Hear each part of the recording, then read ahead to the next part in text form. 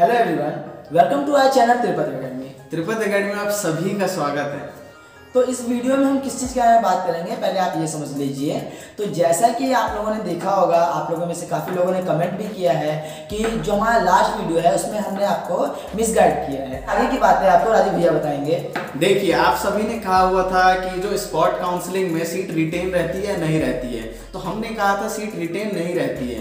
तो आप सभी ने उन सब चीज़ों का एक गलत मतलब निकाला है। जो भी है, आप सभी ने कमेंट्स में जाके ये लिखा है कि हम गलत इन्फॉर्मेशन दे रहे हैं। तो यार, इस वीडियो को आप पूरा देखो। पूरा देखने के बाद आपको समझ आया कि हम किस वे में कह रहे थे सीट रिटेन रहती है और किस वे में कह रहे सीट रिटेन नहीं रहती है। तो यार, आप सभी को लगता है कि हम बेफुजूली में ऐसी कुछ भी झूठ बोलते हैं, ठीक है। तो आप लोगों को जो भी मिसकंसेप्शन हुआ है वो आप लोगों को एडमिशन ब्रोशर की वजह से हुआ है। आप लोगों ने उसमें रीड किया था, उसमें कुछ जो पॉइंट्स है उसके अकॉर्डिंग आप बोल रहे थे कि रिटेन रहेगा। तो चलिए, ये सारी बातें हम इस वीडियो में करेंगे और आपको प्रूफ भी देंगे कि क्या सीट रिटेन रहेगा कि नहीं रहेगा। जो भी बातें हम इस वीडियो में करेंगे उसमें आपको प्रूफ भी दिया जाएगा। और आप सभी को ये भी हम बताने वाले हैं कि आपकी जो राउंड 2 का अलॉटमेंट था वो पता नहीं जब हम अपलोड करेंगे तब तक हो जाएगा या नहीं होगा, ठीक है। तो राउंड 2 के अलॉटमेंट के बाद आपको क्या क्या चीजें करनी है वो सब भी हम इस वीडियो में आपको समझाने वाले हैं। सो यार, वीडियो को स्टार्ट करते हैं।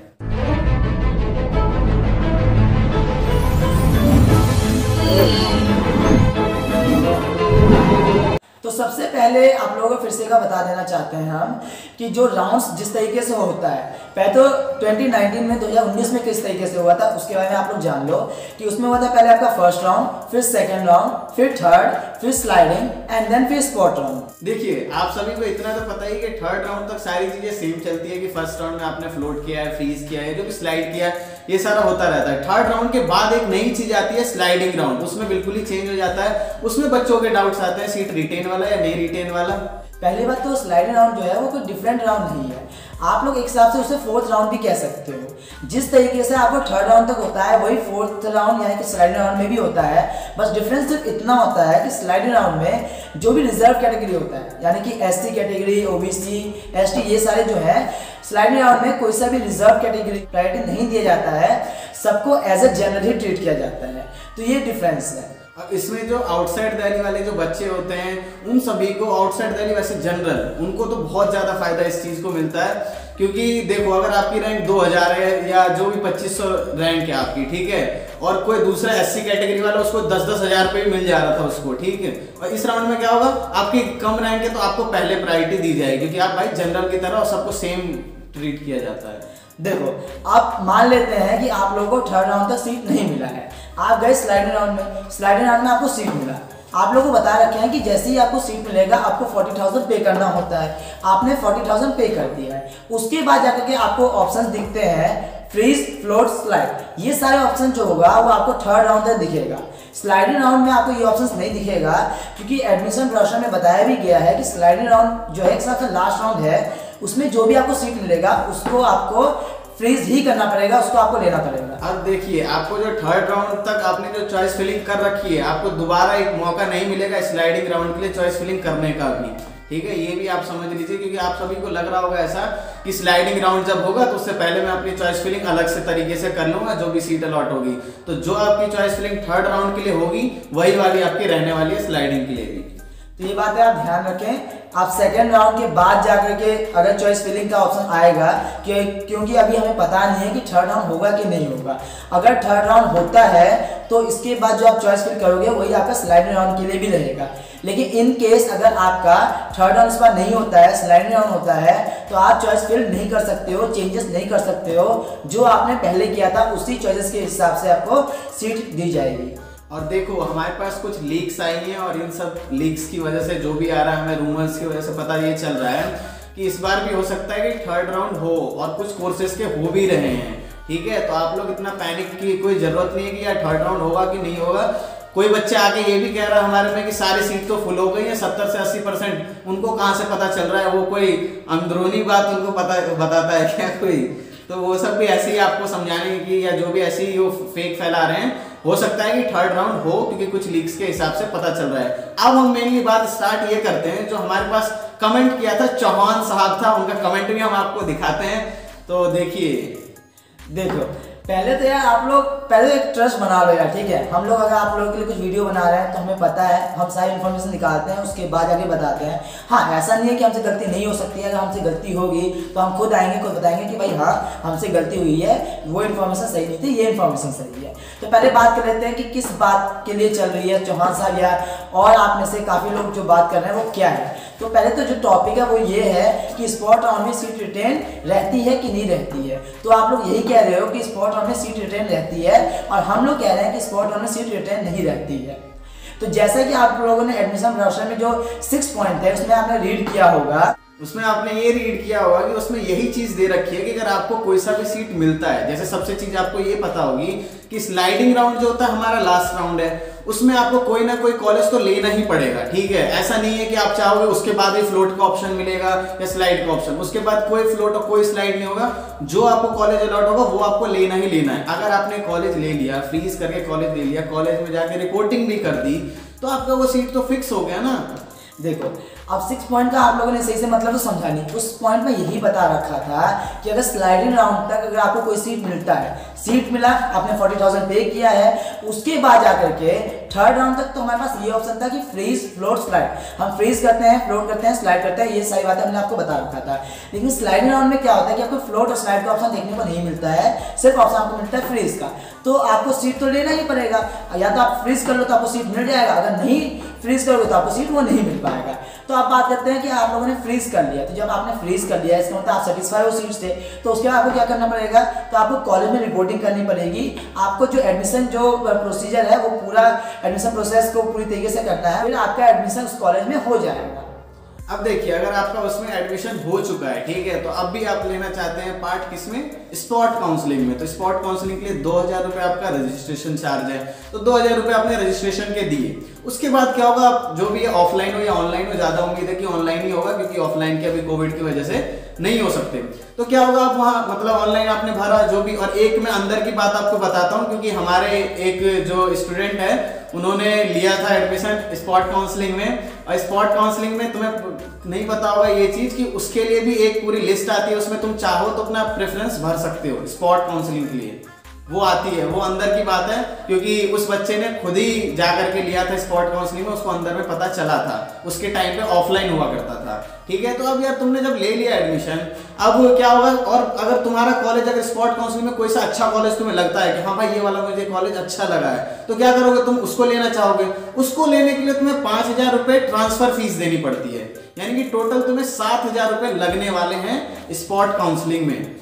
देखो ये उन बच्चों के लिए था कि जिस बच्चे ने पहले उसको सीट मिला है, उसने फ्रीज कर लिया, उसका एडमिशन हो गया है, उसके बाद जाकर के किसी कारण की वजह से उसने पहले फ्रीज क्यों किया, क्योंकि उसे लगा था भाई इसके बाद अगर सीट होगा कि नहीं होगा, उसने ले लिया। लेकिन उसे पता चला है कि स्पॉट राउंड में मैं पार्टिसिपेट करूंगा या करूंगी तो हो सकता है कि मुझे एक अच्छा, उससे भी बेटर सीट मुझे मिल सकता है, तो वो चाहता है या चाहती है स्पॉट राउंड में जाने के लिए। तो उसके बाद जाकर उसको 2000 तो पे करना है, जैसा कि आपको राजीव भैया ने बताया, प्लस जो 5000 है वो आपका ट्रांसफर चार्ज होगा। तो उसके बाद जाके आप स्पॉट राउंड में जाते हो। देखो आपको सीट पहले मिल चुका है, आपका एडमिशन हो चुका है, उसके बाद जाके अगर आप स्पॉट में जाते हो तो 2 चांसेस है कि या तो पहला है कि आपको सीट मिलता है, या दूसरा है कि आपको सीट नहीं मिलता है। तो पहले बात करते हैं कि आपको सीट मिलता है। अगर आपको सीट मिलता है तो कोई दिक्कत ही नहीं है।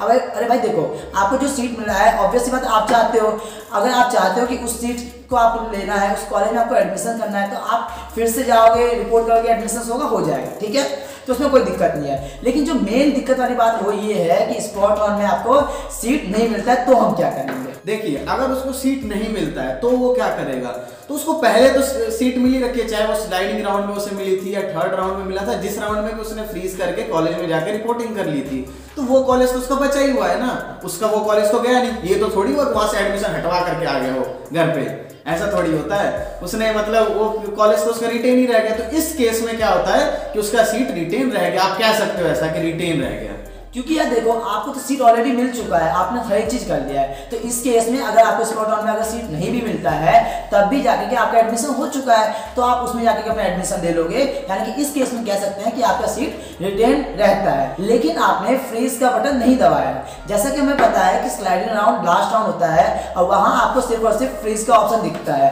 उसके अलावा फ्लोट स्लाइड नहीं दिखता है, लेकिन आपने फ्रीज का बटन नहीं दबाया है। इसका मतलब आपको सीट तो नहीं मिला है, लेकिन आपने 40,000 तो पे किया है, क्योंकि आपको सीट मिला था, आपने रिपोर्टिंग के लिए नहीं गए क्योंकि आपने फ्रीज का बटन नहीं दबाया। तो इस केस में क्या होगा? तो इस केस में आपका क्या होगा कि आपको सीट तो अलॉट हुई थी, आपने 40,000 रुपए भी पे कर दिए, लेकिन आपने कॉलेज में जाके रिपोर्ट ही नहीं की। आपको तो ऐसा लगा कि स्पॉट काउंसलिंग में डायरेक्ट जाऊंगा, वहां अगर नहीं मिलेगी तो ये वाला कॉलेज तो मेरा बच्चा ही रह जाएगा, लेकिन ये नहीं होता है। आपको कॉलेज में जाकर के रिपोर्टिंग करनी ही पड़ेगी, और अगर आप नहीं करते हो कॉलेज में जाके रिपोर्टिंग, स्पॉट काउंसलिंग में ऐसे ही जाते हो, तो वहां अगर जो पुरानी वाली सीट थी, मतलब स्पॉट में अगर आपको सीट नहीं मिलता है तो पुरानी वाली सीट भी आपकी चली जाएगी। ये हम मेनली आपको कहना चाह रहे थे कि सीट रिटेन नहीं रहेगी इस केस में, ठीक है। क्योंकि जब आप जाओगे आपको पहले सीट मिला था लेकिन आपने फ्रीज नहीं किया है, ठीक है। जैसे कि आप लोगों को थर्ड राउंड में था, थर्ड राउंड में मान लो आप लोगों को सीट मिला, आपने फ्रीज नहीं किया, आप स्लाइडिंग में गए, स्लाइडिंग में जाकर के अगर आपको नया सीट मिला है तो